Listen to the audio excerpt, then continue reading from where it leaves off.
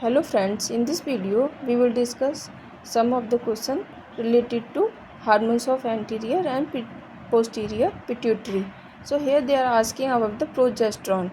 It is secreted, its secretion is initiated by which hormone? So it is the luteinizing hormone of the anterior pituitary that is responsible for ovulation, and this is the main hormone that is responsible for LH surge during menstrual cycle. So during ovulation this progesterone is secreted and it is responsible for maintaining pregnancy. That is why it is known as pregnancy hormone.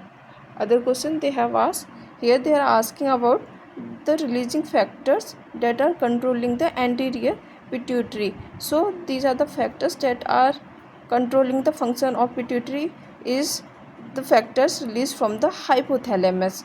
So this is known as master gland, as it is controlling the function of pituitary gland. So pituitary gland is the master gland and its master is the hypothalamus, so it is the master of master gland.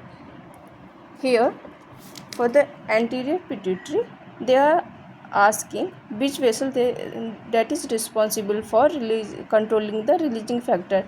So it is the hypothalamic hypophyseal portal system that is controlling the anterior pituitary, but posterior pituitary is controlled by neural control and coordination.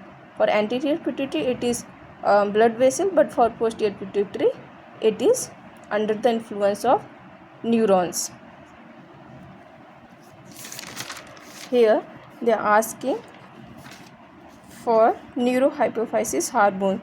As we know, neurohypophysis is also known as posterior pituitary.